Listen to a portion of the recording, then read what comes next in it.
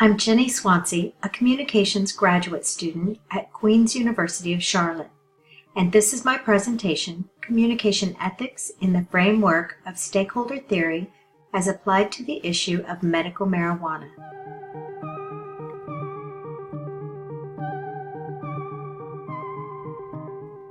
The issue of medical marijuana and its legal status is one of constant change, underscored by stagnant and confusing federal laws. Conflict between state and federal laws creates risk and uncertainty in stakeholder groups. I identify primary stakeholder groups as state governments, patients and their advocates, medical professionals, and law enforcement. The narrative of each group is examined to uncover the good that they protect and promote through a specific communication ethics approach. Research shows that there is alignment among stakeholder groups in which a path to resolution is illuminated.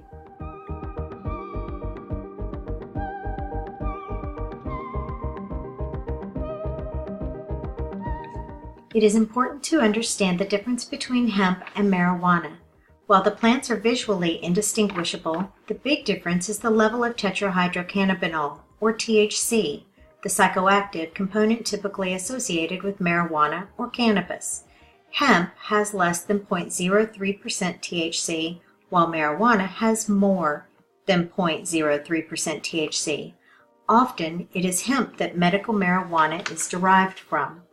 It is widely believed that medical marijuana holds the answers to treating debilitating diseases and pain. In 2013, Dr. Gupta profiled Charlotte Figi in his CNN documentary Weed. She was diagnosed with Dravet syndrome, a form of epilepsy, and was having over 300 seizures per week by the age of 5. She was on a strong cocktail of narcotics. She had feeding tubes and breathing tubes, and the only suggestion her doctors had at the time was to use powerful horse tranquilizers to put her into a drug-induced coma that would allow her body to rest, but wouldn't change anything when they brought her out of it. The Figgies were desperate for a treatment that would allow their daughter to participate in life. Paige, Charlotte's mother, had already had to give her CPR twice to keep her alive long enough to get her to the hospital. Both Paige and Matt, Charlotte's father, had said their goodbyes numerous times. Matt was deployed to Afghanistan and did the only thing he could to help: research on the internet.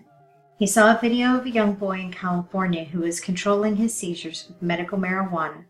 Paige and Matt, a conservative couple, had always voted against the legalization of marijuana in their home state of Colorado, but in desperation, Paige reached out to Dr. Shackelford and begged him to see Charlotte. He agreed, but made no promises that he would recommend medical marijuana. He felt that he was risking his license to recommend marijuana for a 5-year-old. When Paige brought Charlotte in to see Dr. Shackelford, she had 5 seizures while she was there, and he saw that medical marijuana was their only hope, and made the recommendation. Paige bought all of the low THC, high cannabidiol, or CBD, in the state, 1.5 ounces for $800. With the first dose, Charlotte's seizures were reduced to less than 7 per week, down from 300. Matt could lose his federal contract, and they could risk custody of all 3 of their children by giving Charlotte a state legal but federally illegal drug. Hundreds, maybe thousands, face the same dilemma every day.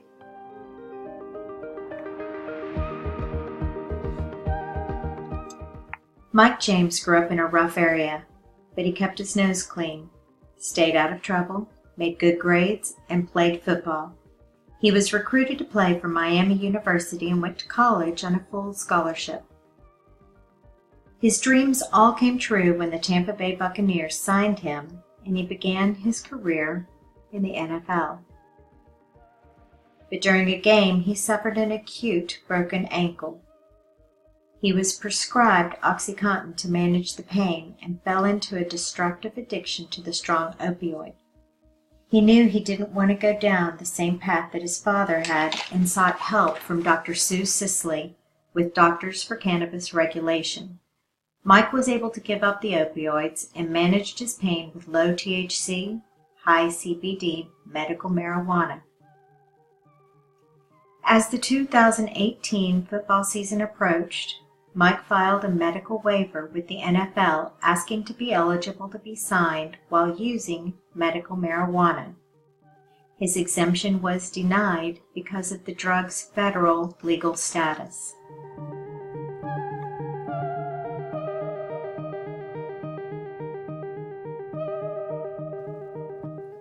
Many doctors who are conservative and classically trained, such as Dr. Shackelford, believe that medical marijuana has validity as treatment for some diseases, but that there is much more research needed to truly understand its efficacy. Dr. Sue Sisley is part of an organization, Doctors for Cannabis Regulation, who have fought for the ability to conduct research and believe that medical marijuana can help overcome not just opioid addictions, but can be used to treat other conditions such as PTSD. All medical professionals are caught in the conflict between state and federal law and risk their DEA licensure that gives them the authority to write prescriptions every time they recommend medical marijuana to patients.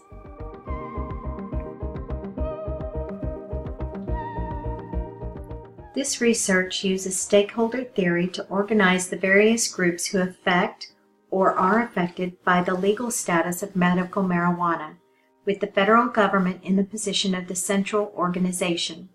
Traditionally, stakeholder theory is used as a value equation in the free marketplace, but the loose definition of this theory allows for the application of communication theory within its framework.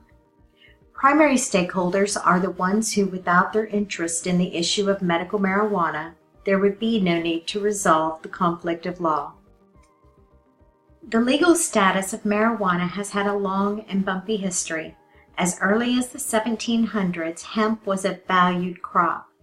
It was used as medicine during the Civil War and could be found in pharmacies until the Marijuana Tax Act of 1937, which created a tax making it cost prohibitive.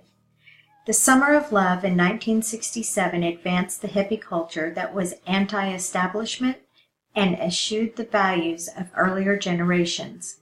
This was the catalyst for President Nixon, who declared a war on drugs.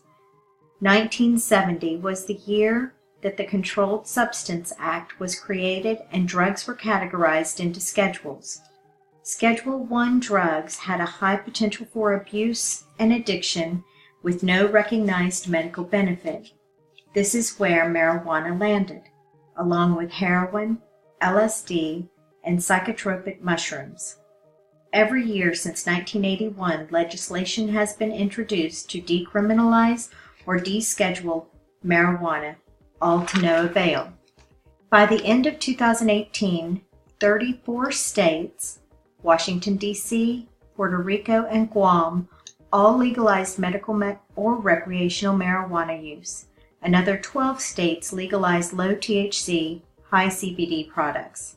4 states voted against any form of legalization. In 2019, President Trump signed the 2018 Farm Bill, which descheduled industrial hemp and seemed to make CBD products legal nationwide. However, the FDA has not approved CBD, and it remains federally illegal and in conflict with state laws. U.S. Attorney William Barr, while speaking to the Senate Appropriations Committee on April 10, 2019, said that he finds the situation untenable, and while he prefers the continued criminalization of marijuana, he wants a resolution to the conflict of law. He charged Congress with finding that resolution. Interestingly, the USAG is the only office that possesses the autonomy to deschedule or decriminalize marijuana, but U.S. Attorney General Barr refuses to use that autonomy, leaving the ethical dilemma in place.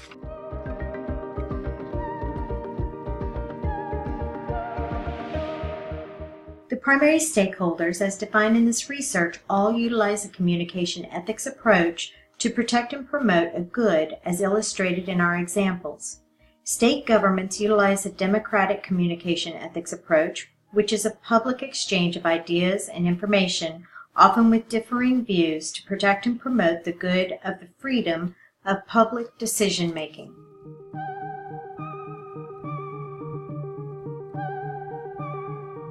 Patients and their advocates employ a dialogic communication ethics approach that allows them to listen, take in differing information, and learn, which protects and promotes the good of freedom of choice concerning treatment. Medical professionals are guided by the communication ethics approach of codes, procedures, and standards through the oaths they take, the laws they must follow, and the validated research that informs their decision, which protects and promotes the freedom to treat their patients in the best possible manner. Law enforcement officials also take an oath and are guided by the communication ethics approach of codes, procedures, and standards, which guides their behavior and protects and promotes the good of fulfillment of duty.